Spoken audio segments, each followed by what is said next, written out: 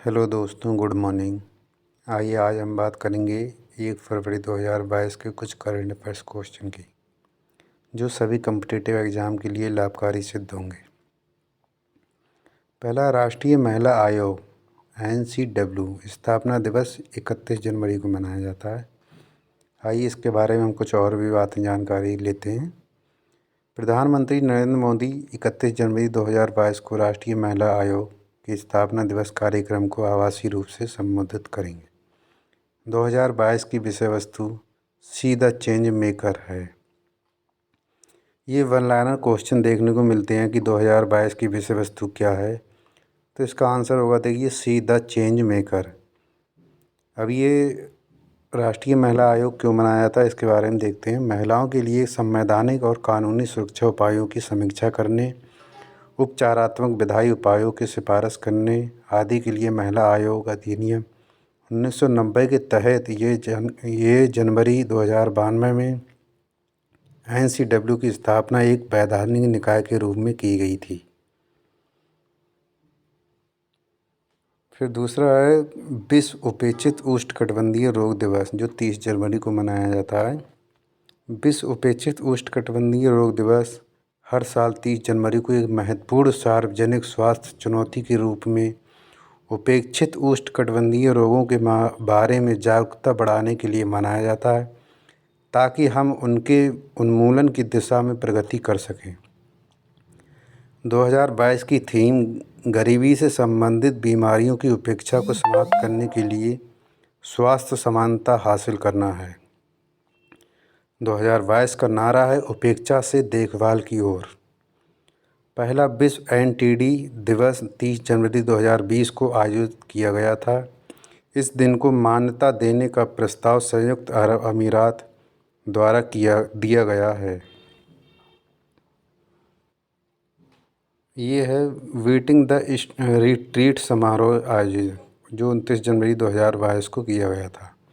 वीटिंग the street समारोह 29 जनवरी 2022 को नई दिल्ली के विजय चौक पर आयोजित किया गया था। इसने 73वें गणतंत्र दिवस समारोह की परिणति को चिह्नित किया। एक ड्रोन शो का आयोजन स्टार्टअप बोट लैब डायनामिक्स द्वारा किया गया था और पहली बार भारतीय प्रौद्योगिकी संस्थान दिल्ली और विज्ञान और प्रौद्योगिकी विभाग द्वारा समर्पित था। समारोह की उत्पत्ति 1950 के दशक की शुरुआत में हुई थी। राफेल नडाल ऑस्ट्रेलियन ओपन 2022 में पुरुष एकल का खिताब जीता। राफेल नडाल ने डेनियल मेदवेदेव, जो रूस के हैं, को से हराकर ऑस्ट्रेलियन ओपन 2022 में पुरुष एकल खिताब जीता है। ये उनका 21वां मेजर खिताब है। ऐसा करने वाले वे पहले पुरुष खिलाड़ी बन गए हैं। महिला टेनिस में मार्गरेट कोर्ट के पास 24 एकल मेजर हैं, जो एक सार्वकालिक रिकॉर्ड है। महिलाओं में वर्ल्ड नंबर ऑस्ट्रेलिया की एशले बार्टी ने US की डेनियल कॉलिंस को 6-3 और 7-6 से हराकर ऑस्ट्रेलियन ओपन 2022 में महिला एकल का फाइनल खिताब जीता है। ये है किरण बेदी द्वारा लिखित फियरलेस गवर्नेंस नामक पुस्तक। आइए इसके बारे में हम जानते हैं। डॉक्टर किरण बेदी द्वारा लिखित फियरलेस गवर्नेंस नामक पुस्तक का विमोचन किया गया है। वह पुदुचेरी की उपराज्यपाल और IPS हैं, सेवानिवृत्त हैं। ये पुस्तक पुडुचेरी की उपराज्यपाल के रूप में डॉक्टर बेदी की लगभग 5 वर्षों की सेवा, भारतीय पुलिस सेवा में उनके 40 वर्षों के विशाल अनुभव की ज़मीनी हकीकत पर आधारित है। लेखिका जिम्मेदार शासन की सही प्रथाओं का प्रदर्शन करती हैं। उन्होंने निडर नेतृत्व के माध्यम से टीम भावना, सहयोग, वित्तीय विवेक, प्रभावी पुलिसिंग सेवाओं में बंधन और निर्णय लेने के बारे में बताया है। फेयरलेस गवर्नेंस सुशासन और नेतृत्व के लिए पढ़ने, देखने, सुनने और महसूस करने वाली किताब है। ऋतिक रोशन गेम्स 24x7 के ब्रांड एम्बेसडर बने। मुंबई मुख्यालय वाली online gaming company games 24x7 ने ऋतिक रोशन को अपने online skill gaming platform Ravi circle के लिए ब्रांड एम्बेसडर बनाया है। सहयोग 1 साल के लिए है। 1 साल के लिए ब्रांड एम्बेसडर चुने गए हैं। कंपनी रमी को उत्तर भारत में कौशल के एक अत्यधिक आकर्षक खेल के रूप में बढ़ावा देना चाहती है, जहां इस खेल को अभी लोकप्रियता हासिल करनी है। रमी उद्योग का 60 से 65% राजस्व दक्षिण भारत से आता है। एशले बार्टी ऑस्ट्रेलियन ओपन महिला एकल खिताब जीता। ऑस्ट्रेलियाई टेनिस खिलाड़ी एशले बार्टी ने 29 जनवरी 2022 को अमेरिकी डेनियल कोलिंस को हराकर ऑस्ट्रेलियन ओपन खिताब जीता है। बार्टी 1978 के बाद ऑस्ट्रेलियन ओपन एकल चैंपियनशिप जीतने वाली पहली ऑस्ट्रेलियाई खिलाड़ी हैं। उन्होंने 2019 में फ्रेंच ओपन और 2021 में विंबलडन जीता और 100 से अधिक हफ्तों तक दुनिया में नंबर 1 रैंक वाली महिला खिलाड़ी रही हैं। यह पेटीएम मनी भारत का पहला बुद्धिमान संदेश वाहक पॉप्स लॉन्च किया। पेटीएम मनी ने भारत का पहला बुद्धिमान संदेश वाहक पॉप्स पेश किया है। कंपनी ने पॉप्स लॉन्च किया है, जिसके साथ उपयोगकर्ता अपने स्टॉक से संबंधित विशिष्ट जानकारी, अपने पोर्टफोलियो के बारे में विश्लेषण, बाजार समाचार और महत्वपूर्ण बाजार आंदोलन को एक आसान उपयोग प्रारूप में सभी एक ही स्थान पर प्राप्त कर सकते हैं। मंच परिष्कृत स्टॉक अनुशंसाओं, समाचार, अंतर्दृष्टि और अन्य सेवाओं की पेशकश करने के लिए एक बाजार के रूप में भी काम करेगा।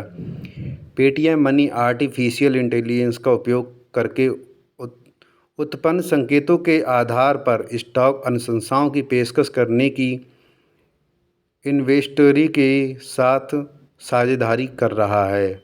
अब पेटीएम मनी ऐप पर पॉप्स के साथ ये निवेशक नियमित रूप से अपने पोर्टफोलियो की निगरानी कर सकते हैं और उनके लिए अलर्ट के साथ बाजार की गतिविधियों से सीख सकते हैं। ये हैं अपने निर्मला सीतारमण जी। पेश किया है आर्थिक सर्वेक्षण 2021-22 31 जनवरी 2022। वित्त मंत्री निर्मला सीतारमण जी ने 31 जनवरी 2022 को संसद के बजट सत्र के पहले दिन लोकसभा में आर्थिक सर्वेक्षण 2021-22 को सांख्यिकी परिशिष्ट के साथ पेश किया है। आर्थिक सर्वेक्षण अर्थव्यवस्था की स्थिति प्रस्तुत करता है और नीतिगत नुस्खे सुझाता है। भारत ने अप्रैल 2022 से शुरू होने वाली आगामी वित्तीय वर्ष के लिए 8% से 8.5% की आर्थिक वृद्धि का अनुमान लगाया है। भारतीय अर्थव्यवस्था में 2020-21 में जीडीपी के कम होने के बाद 2021-22 में 9.2% के वास्तविक जीडीपी विस्तार की उम्मीद है। 2020-21 में जीडीपी में 7.3% की गिरावट आई है। अप्रैल से नवंबर 2021 तक केंद्र सरकार की राजस्व प्राप्तियों में 67.2% की वृद्धि हुई है। दिसंबर 2021 में भारत की उपभोक्ता मूल्य सूचकांक मुद्रास्फीति 5.6% थी। 13 क्षेत्रों के लिए उत्पादन से जुड़ी प्रोत्साहन योजना को मंजूरी दे दी गई है।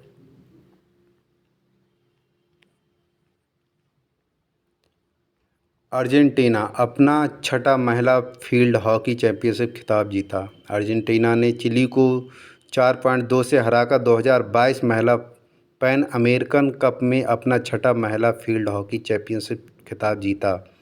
महिला pan American cup American hockey federation द्वारा आयोजित अमेरिका की चतुष्कोणीय अंतर्राष्ट्रीय चैंपियनशिप है। 2022 में महिला पैन एम कप चैंपियनशिप का छठा संस्करण था।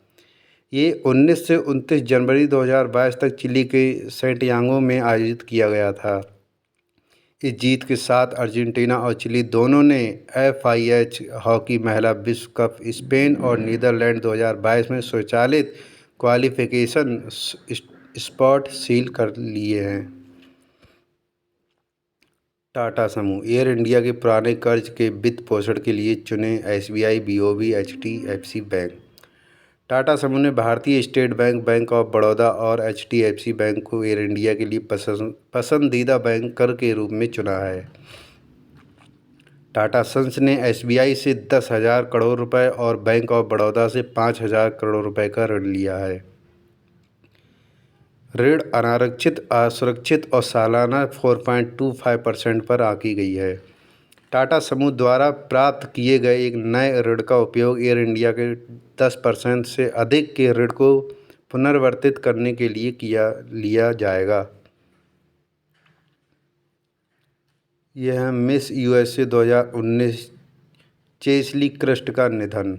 मिस यूएसए 2019 पेजेंट विजेता चेस्ली क्रिस्ट का जनवरी 2022 में निधन हो गया है। वह एक वकील और एक फैशन ब्लॉगर भी थी। 2019 में उन्होंने मिस नॉर्थ कैरोलिना यूएसए का खिताब भी जीता था। 2020 में उनकी फर्म ने अपना पहला विविधता सलाहकार नियुक्त किया था। 2019 में क्रिस्ट ने एक्सेट्रा टीवी के लिए न्यूयॉर्क संवाददाता के रूप में काम करना शुरू किया था। पद्मश्री पुरस्कार से सम्मानित बाबा इकबाल सिंह का निधन। सामाजिक कार्यकर्ता बाबा इकबाल सिंह का जनवरी 2022 में निधन हो गया है। उन्हें 2022 में सामाजिक कार्य के क्षेत्र में उनके योगदान के लिए पद्मश्री से सम्मानित किया गया था। वह अकाल अकादमी के संस्थापक थे। ट्रस्ट ऑफ पंजाब उत्तर प्रदेश, हिमाचल प्रदेश, राजस्थान और हरियाणा में फैले 129 स्कूल चलाती है। उन्होंने 1965 में कलगीधर ट्रस्ट की स्थापना भी की थी। अब ये 129 सीबीएसई से संबंधित स्कूल चलाती है। तो ये थे दोस्तों कुछ 1 फरवरी के मोस्ट इम्पॉर्टेंट क्वेश्चन। अब डे बाय डे मैं ऐसी करंट अफेयर्स के क्वेश्चन मॉर्निंग में लेके आता हूँ। तो day by day current affairs के क्वेश्चन पाने के लिए मेरे चैनल को लाइक करें, शेयर करें और सब्सक्राइब करें। Thank you.